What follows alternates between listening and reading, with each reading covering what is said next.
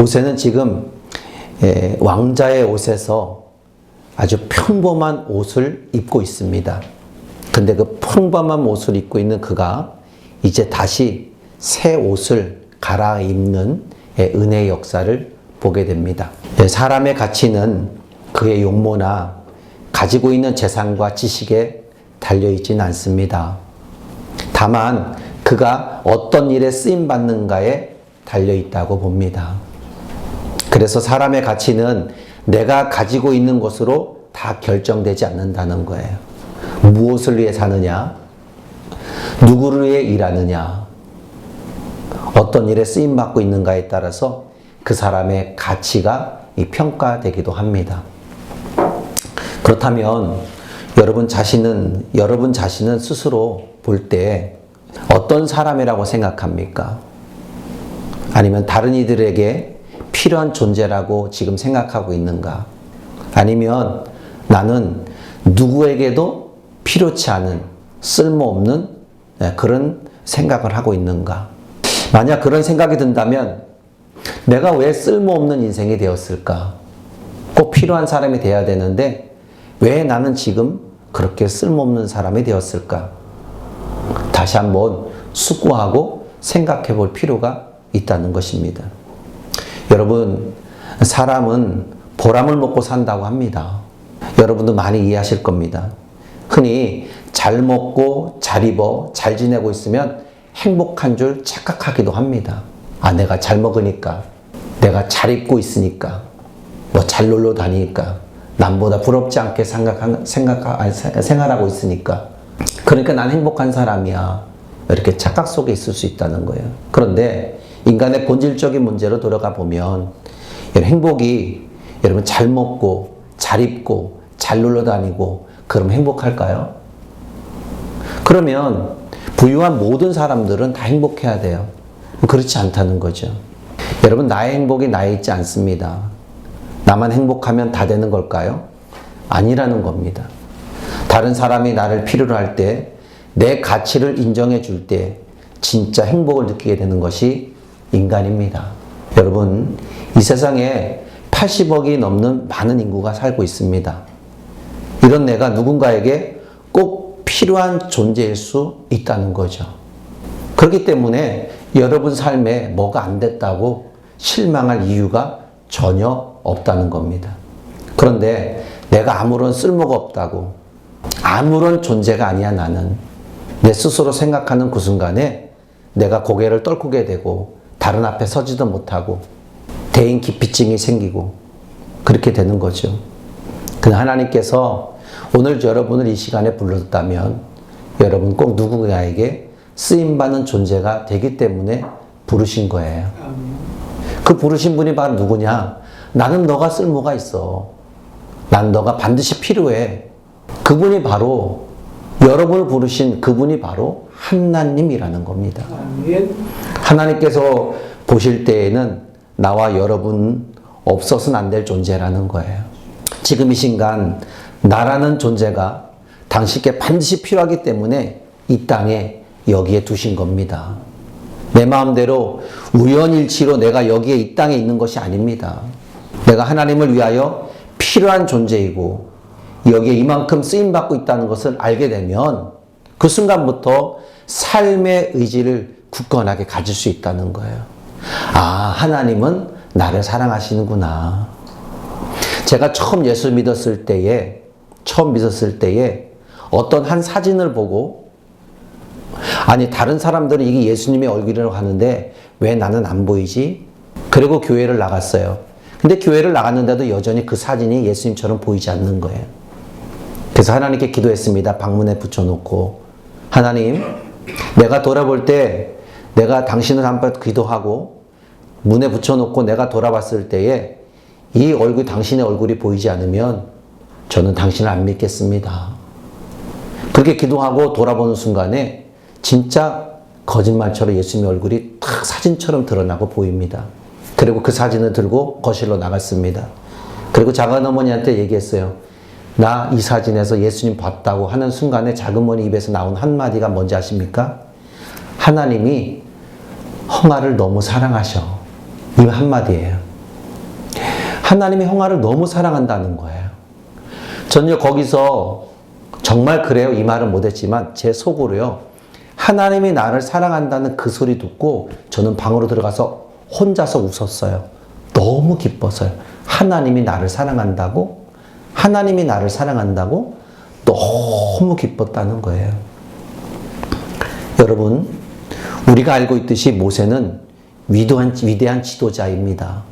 지금은 가치없어 보이는 인생처럼 보입니다. 누가 봐도 그렇게 봐요. 왜? 양치는 목동으로 있으니까. 나라는 존재는 지금 보면 아무런 가치 없는 사람처럼 보일 수 있습니다. 그런데 하나님은 모세를 지금 가치 있게 보고 그를 찾아온 것처럼 하나님은 지금 우리를 가치 있게 보시고 지금 찾아오셨어요. 그리고 하나님은 우리에게 내가 너를 사랑한다고 이렇게 말씀해 주고 있어요. 모세는 위대한 지도자라고 말씀드렸습니다. 그가 부름받았던 그 당시 목동으로서 양의 꼴을 먹이고 양의 똥을 치는 한 사람에 불과했습니다. 그냥 처량한 처지에 놓여 있는 사람입니다. 왕자로 지내다가 갑자기 목동이 돼버렸으니까. 그렇다면 여러분, 목동 이전의 모세의 배경을 여러분에게 잠깐 설명해 드리겠습니다. 그는 애굽에서 왕자로 40년 동안 지냈습니다. 그는 자신이 히브리인이라는 것을 깨닫고 동족을 위해서 살인을 저지르게 됩니다. 그리고 애굽 왕 바로를 통해서 미디안 강야로 도망을 가게 되고 도망자 신세가 됩니다. 이후에 모세는 미디안 강야에서 도망자로서의 40년을 양치는 목동으로 살게 됩니다. 40년 동안. 그는 애굽에서의 왕자의 생활을 다 모든 것을 잃어버렸고 이 광야에서 양치는 자로서의 삶을 살게 되는 거죠. 그의 일상은 같은 생활이 반복되는 그런 삶입니다. 그러던 어느 날 양의 먹이를 위해서 목초지를 차서 나섭니다. 그때 그는 호렙산 근처에 도착합니다. 그곳에 모세는 불에 타고 있으나 그 형체가 사라지지 않는 떨기나무 하나를 발견합니다. 그때 하나님이 모세에게 말씀합니다. 4절 5절에 보면 여호와께서 그가 보려고 돌이켜 오는 것을 보신지라 하나님이 떨기나무 가운데 그를 불러 이르시되 모세야 모세야 하시매 그가 이르시되 내가 여기 있나이다. 하나님이 이르시되 이리로 가까이 오지 말라. 내가 선 곳은 거룩한 땅이니 내 발에서 신을 벗으라. 우리 말씀하고 있습니다. 신을 벗으라는 거예요. 내가 있는 곳이 거룩한 땅이라는 거예요. 하나님은 모세를 불렀습니다. 모세에게 들려진 소리는 강력한 소리. 모세야, 모세야입니다. 아무도 없는 광야에서 지금 자기밖에 없어요. 짐승들하고 자기밖에 없는데 이름을 부르는 하나님의 음성을 듣게 됩니다. 모세는 놀랐죠. 모세는 하나님의 부름을 대답합니다. 예, 내가 여기 있습니다. 하나님께서 또 말씀하십니다. 이리로 가까이 오지 말라. 내가 서 있는 곳은 거룩한 땅이니 내 발에서 신을 벗으라는 거예요. 가까이 오지 마. 이곳은 거룩한 땅이라는 거예요. 여러분, 교회가 하나님 임재하는 곳을 믿습니까? 그래서 교회 안에서 사람들이 함부로 하지 않는 거예요. 하나님은 떨기나무로 걸어오는 모세에게 그가 신고 있는 신발을 벗으라고 했죠. 여러분, 하나님은 우리가 범접할 수 없는 분, 거룩한 분임을 믿습니까? 그렇기 때문에 그가 계신 그곳은 더러운 세상과는 완전히 구별된 곳입니다. 구별된 곳이에요. 주님이 우리 마음에 어떻게 해요? 성전 삼고 계시다고 말씀하시죠? 여러분 믿습니까? 성전 삼고 계시다고 하는데 우리는 이 안에다가 불편한 많은 생각과 불편한 많은 것들을 이 안에 집어넣으려고 합니다. 나만 좋으면 됐지 하고 하는 그런 불편한 것들을 많이 집어넣어요. 하나님이 싫어하는 행동과 생각들을 많이 집어넣고 있습니다. 여러분, 하나님이 고신 곳이 세상과 구별됐고 거룩한 곳이라고 하는데, 그래서 내 신의 신발을 벗으라고 했는데, 그렇다면 내 마음에 성전 세고 계시는 그 하나님의 역사를 알면서도 우리는 하나님을 불편하게끔 만들어주는 모습이 우리 안에 있지 않습니까?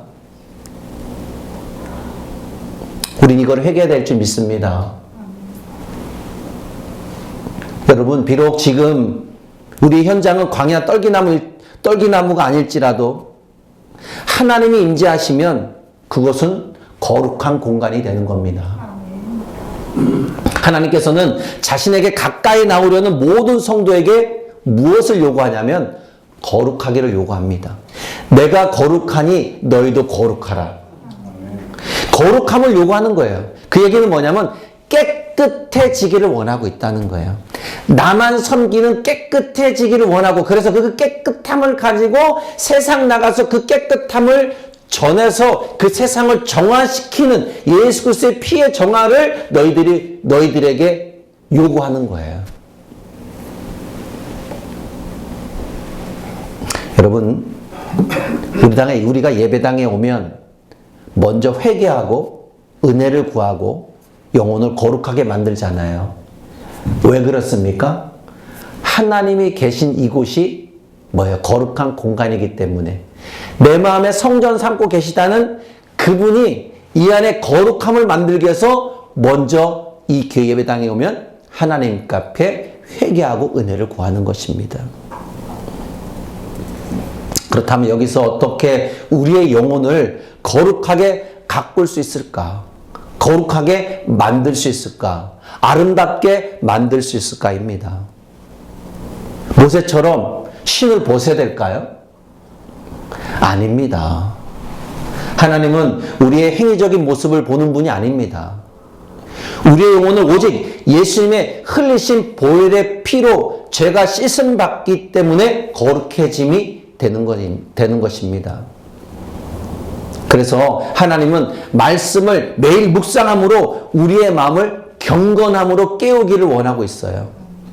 그리고 그 마음에 하나님 말씀으로 채우기를 원하고 있고, 기도를 통해 하나님 앞에 나갈 때 우리의 영혼이 거룩해지기를 또한 바라고 있다는 거죠. 그리고 우리는 거룩해지고 있다는 거예요. 우리는 매일같이 하나님 앞에 거룩하게 살아가기를 소망해야 될 줄 믿습니다.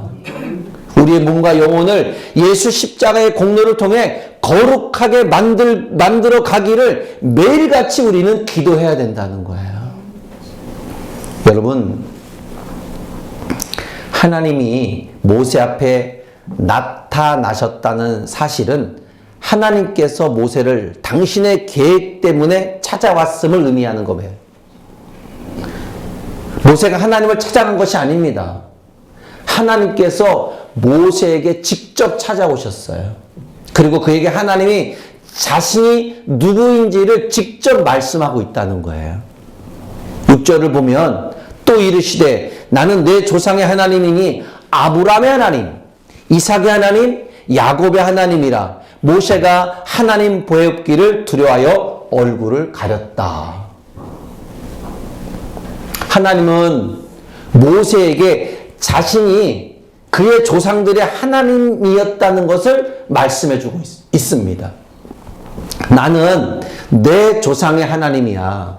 곧 아브라함의 하나님이었고 이삭의 하나님이었고 야곱의 하나님이야. 여러분, 하나님은 이 세상과 언약을 맺었습니다. 이 세 사람과 언약을 맺었습니다. 그리고 하나님은 이제 그 언약을 지키기 위해서 모세를 선택했고, 그래서 모세에게 찾아온 것입니다. 그리고 모세에게 찾아온 이유를 말씀해주고 있지 않습니까? 여러분, 7절에 보면 뭐라고 말합니까? 여호와께서 이르시되 내가 애굽에서 있는 내 백성의 고통을 분명히 보고 그들의 감독자로 말미암아 부르심을 듣고 그 근심을 알고.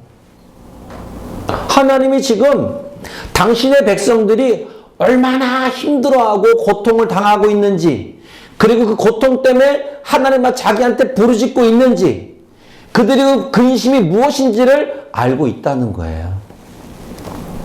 여기서 우리는 이 말씀 안에서 몇 가지를 한번 찾아보는 거예요. 첫째는 하나님은 그의 백성이 고통받는 것을 외면한 분이 아니라는 거. 멋지지 않아요? 자기 자녀들이 고통받는 것들을 갖다 외면하지 않는데요. 여러분, 우리의 삶에 하나님께서 아무런 관심을 갖고 있지 않다고 생각하는 그리스도인들이 종종 있어요. 하나님은 나에게 관심이 없는 것 같아. 하나님은 다른 사람에게 관심이 있는데 나에게는 관심이 전혀 없는 것 같아. 관심이 있다면 왜 나를 지금 이 시간 이렇게 만들어 놨을까? 이렇게 생각하는 사람들이 종종 있다는 거죠. 그러나 그것은 하나님을 잘 모르기 때문에 그렇게 하는 이야기입니다. 하나님은 한순간도 우리를 저버린 적이 없습니다. 둘째는 하나님은 우리의 부르심을 듣고 있다는 거예요. 우리의 신음소리에 응답하신 하나님, 어떤 고통 속에서도 간절함을 외면하지 않고 들어주신 하나님. 여러분, 그래서 다윗이 고통과 힘든 상황이 계속 떨어질 때 그 하나님께 매일 부르짖지 않습니까? 그리고 부르짖는 그 다윗에게 늘 찾아와셔서 다윗을 위로해 주시고 다윗의 길을 열어주신 하나님 아닙니까? 그렇기 때문에 어느 누구도 하나님께서 자신의 기도를 듣지 않는다는 말을 할 수 없겠죠. 왜? 여러분도 기도해서 하나님의 응답이 있었기 때문에 여기 있었던 거죠. 만약에 하나님의 도우심과 하나님의 인도하심, 들어주심이 없었다면 지금 여러분들이 여기에 있겠습니까? 없지요. 다 하나님이 함께한 체험이 있기 때문에 있는 거예요. 여러분, 우리의 기도는 하나도 땅에 떨어지지 않습니다. 왜냐하면 우리가 기도하는 대상은 살아계시고 역사하신 하나님이시기 때문에 그렇어요. 셋째는 주님은 우리의 고난과 근심을 알고 있다는 거죠. 애굽에서 고통받고 있는 그들의 그 하나님의 자녀들의 근심을 다 알고 있다고 말씀하고 있지 않습니까? 하나님께서는 당신의 백성들이 무엇 때문에 고민하고 염려하고 있는지, 그 마음속에 어떤 깊은 생각을 하고 있는지 그것까지도 하나님은 알고 있다는 거예요. 여러분 믿나요? 우리가 삶이 너무 힘들고 어려워 나의 마음이 하나님 앞에 나가서 눈물로 아버지 저 좀 불쌍히 여겨주세요.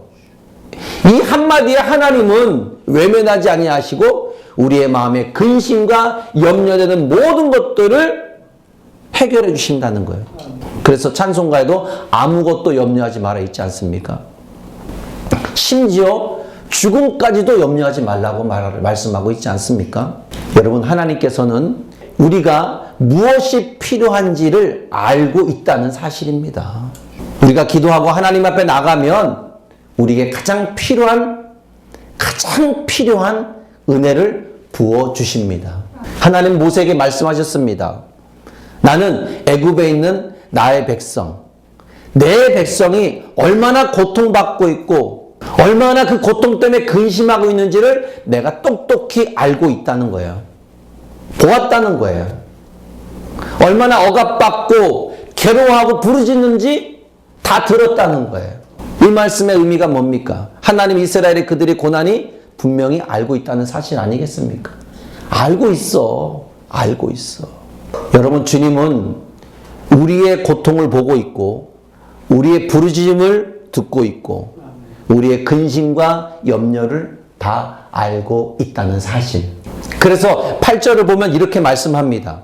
내가 내려가서 그들을 애굽의 손에서 건져내고 그들을 그 땅에서 인도하여 아름답고 광대한 땅, 젖과 꿀이 흐르는 땅, 곧 가나안 족속, 헷 족속, 아모리 족속, 브리스 족속, 히위 족속, 여부스 족속의 지방에 내려가게 하노라.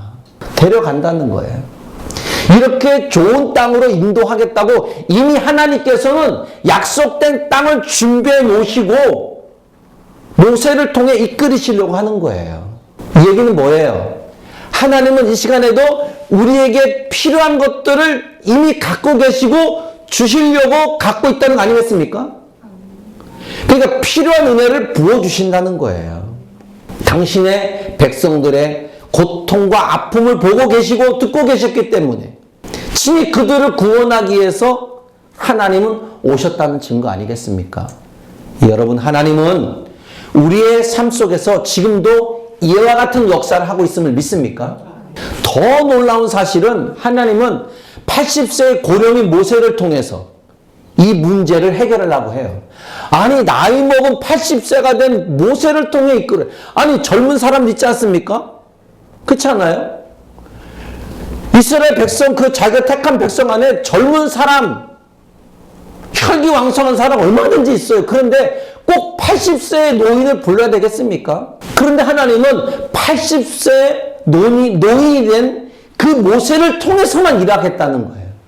여러분, 우리보다 똑똑한 사람들이 세상에 많이 있죠, 그죠? 얼마든지 있어요. 근데 하나님께서는 우리를 쓰시겠다는 거예요. 우리를 통해서 당신의 계획된 일을 하시겠다는 거예요. 얼마든지 저보다 똑똑하고 지혜롭고 많이 가지고 있고 부유하고 금수저 같은 사람이 얼마나 많겠어요. 그럼에도 불구하고 하나님은 그런 걸 다 집어치고 당신이 딱 선택한 그 사람을 통해서 일하시는데 그 사람이 여러분인 줄 믿습니다. 애굽에 고통받고 있는 자기 백성의 문제 해결을 하기 위해서 80세 고령인 모세를 불렀다.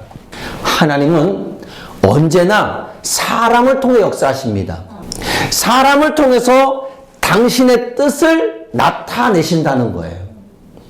그런데 하나님 계획 안에 있는 모세는 자신이 이 민족을 구원을 이룰 수 있는 그러한 인물이 되지 못합니다. 다시 말하면 민족을 구원하는 일에 결코 제가 감당할 수 없다는 거예요. 저는 감당하지 못합니다. 왜요? 자기를 생각해봐도 자기가 지금 나이가 많이 먹었고 지금 어떻게 돼 있어요? 목동으로서 삶을 살고 있으니까. 거의 40년을 살고 있는데, 그리고 자신이 40년 전에 민족을 위해서 무엇인가 해보려고 하다 실패한 경험이 있어요. 그래서 도망자가 된 거 아닙니까? 그래서 사진자가 됐잖아요. 그런 실패한 경험이 있기 때문에 아하, 이 일은 내가 할 일이 아니구나 이렇게 말하는 거죠. 40년이나 지난 지금 늙었고 80세가 됐고 이스라엘 백성을 애굽에서 출애굽시킨 그 감당할 수 있을까? 없다는 결론. 그러면 모세는 11절을 보면 이렇게 말하죠. 이렇게 질문합니다. 내가 누구이기에 바로에 가서 바로에 가라는 말씀을 하십니까? 제가 이스라엘 백성들 애굽에서 어떻게 이끌어낸다는 말씀이십니까? 이에 대해서 하나님은 모세에게 말씀하고 있잖아요. 12절에 모세야, 내가 반드시 너와 함께 하겠다. 내가 누군데 바로에 갑니까? 이스라엘 백성들을 어떻게 이끌어내요? 그런데 하나님 한마디로 끝내버립니다. 내가 너와 함께 할게. 여러분, 하나님 멋지지 않습니까? 오늘 하나님이 여러분에게 고통받고 막 여러 가지 만일을 복잡해요. 내가 이 일 할 수 있을까요? 제가 이를 감당할 수 있을까요? 제가 이걸 책임질 수 있을까요? 아, 저 못합니다. 아니야. 내가 너와 함께 할게. 할렐루야. 너 할 수 있다니까. 내가 너와 함께 하고 있잖아. 여러분, 모세는요, 할 수 없다는 인간에게 집중해 있고, 하나님은 모세와 달리 그런 너와 함께 하겠다는 거예요. 인간에게 할 수 없다고 집중해 있는 모세에게 하나님은 모세에게 집중해서 너와 함께 하겠다는 거예요. 여러분, 하나님이 함께 하면 되는 거 아니에요? 하나님이 함께 하면 되는 거예요. 신앙은 나의 힘과 나의 능력이 어느 정도인지를 가늠하는 척도가 아닙니다. 하나님이 힘의 능력을 구하는 것은 삶으로 증명해내는 거예요. 믿음은 삶으로 증명해내는 거예요. 내가 이만큼 하나님을 믿고 있다는 그 자체를 삶으로 증명해내는 거라니까요. 여러분의 신앙관, 여러분의 물질관, 여러분의 종교관, 이 모든 것들은 여러분 믿음으로 증명해내야 되는 거예요. 증명해내는 거예요. 하나님이 나와 함께 한다는 그 자체는 삶으로 증명해내는 것이, 삶으로 증명해내는 것이지 생각만으로 증명해내는 것이 아닙니다. 그래서 여러분, 믿음은요, 추상적이지가 않고 감정적이지가 않아요. 믿음은 실제적인 겁니다. 부족하고 약한 우리는 못한다고 할지라도 전능하신 하나님은 무엇인지 할 수 있다고 하는 그 하나님의 그 능력의 은혜를 의지하고 나가면 된다는 사실을 믿음으로 받아들이고 그 믿음을 현실에서 내가 증명해 나가면 되는 겁니다. 여러분, 우리가 해야 할 것은 주님은 당신의 자녀의 삶에 깊은 관심을 갖고 계시다는 것. 그분은 우리를 보고 계시고 우리의 기도를 듣고 계시며 우리의 근심과 아픔을 알고 있다는 사실. 그래서 하나님은 우리의 아픔과 고통을 해결하기 위해서 직접 오셨고 예수 그리스도를 통해서 우리를 구원해 주시고 우리의 삶을 지금도 인도해 주고 있다는 사실입니다. 여러분, 하나님은 우리가 믿음으로 살아가기를 바랍니다. 자신이 자랑하고 있는 자기의 능력이 아니라 나와 함께 하시는 주님의 능력을 의지하고 살아가라고 말씀하고 있다는 거예요. 내게 능력 주신 자 안에서 내가 모든 것을 할 수 있느니라.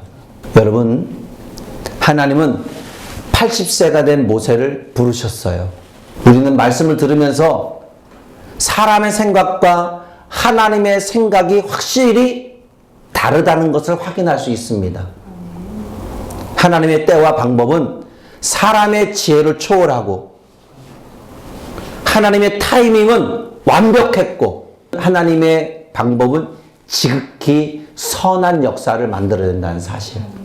여러분, 우리는 십자가의 고난의 시간을 지나서 주님의 부활절을 기다리고 있습니다. 예수님의 성육신과 십자가와 같은 시선으로 세상을 볼 수 있어야 될 줄 믿습니다. 예수님은 2000년 전 죄인의 구원을 위해 취하신 방법은 험악한 잔인한 십자가였습니다. 이렇듯 어느 누가 하나님이 하신 일을 예측할 수 있겠습니까? 여러분, 예수님이 나를 위해서 십자가에 죽을 거라고 예측했습니까? 하나님의 하시는 이 방법, 계획은 우리가 예측할 수 없어요. 우리의 반응은 모세의 경우라고 보면 됩니다. 하나님이 신을 벗으라 하면 벗으면 돼요. 겸손하게 그때를 기다리라고 하면 기다리면 됩니다. 그리고 움직이려면 움직이면 됩니다. 하나님의 하나님 되심을 인정하고 온전히 그분의 시간과 방법을 우리는 그냥 신뢰하며 살아가면 되는 거예요. 여러분, 하나님을 믿죠? 믿으니까 그분을 신뢰하는 거예요. 그냥 그렇게 살아가면 되는 거예요. 그분이 나를 위해서 구원하신 거 믿죠? 하나님 나라가 있음을 믿죠? 그렇게 그분을 신뢰하며 믿고 살아가면 되는 거예요. 여러분, 오늘 죽어도 천국 가면 믿죠? 그렇게 그분을 신뢰하고 살아가면 되는 거예요. 여러분, 주님이 우리를 먹이시고 입히시고 채우시는 걸 믿죠? 그렇게 주님을 신뢰하고 살아가면 되는 거예요. 지금 여러분의 고통, 아픔, 괴로움, 실망스러운 모든 것들 주님이 다 보고 계셨고 그 모든 걸 해결할 것을 믿죠? 그것을 믿고 신뢰하고 가면 되는 거예요. 여러분, 이제 우리 할 일은 기도하는 거예요. 그리고 우리에게 준비되어 있는 이 광야의 생활, 이 준비되어 있는 많은 일들을 삶으로 믿음 안에서 증명해 나가면 되는 겁니다. 내가 가지고 있는 의지, 이것이 아니라 내가 가지고 있는 믿음, 내가 가지고 있는 의지는 거기에 힘을 빼시고 하나님의 그 주권을 인정하면서 내 주도권을 내려놓고 하나님을 사랑한다는 그 믿음의 고백으로 나는 할 수 없으되 하나님은 할 수 있다. 나는 부족하고 연약하지만 전능하신 하나님이 나의 하나님이시고 하나님의 계획 속에 하나님이 지금 나를 찾아와서 나를 쓰시겠다면 부족하지만 하나님이 함께 하시면 순종하길 원합니다. 그 믿음의 역사가 여러분에게 있기를 축복합니다. 우린 너무나 평범한 옷을 입고 있었습니다. 근데 하나님은 이 평범한 옷을 다 벗어 제껴 놓으시고 이제 당신이 우리에게 실질적으로 자기에게 쓰임 받을 수 있는 옷을 입히시고 이제 우리를 하나님의 계획 속에 이루어질 날을 바라보며 이제 그분이 우리를 이끌어 가실 것을 여러분 이 시간 이후로부터 있을 줄 믿습니다.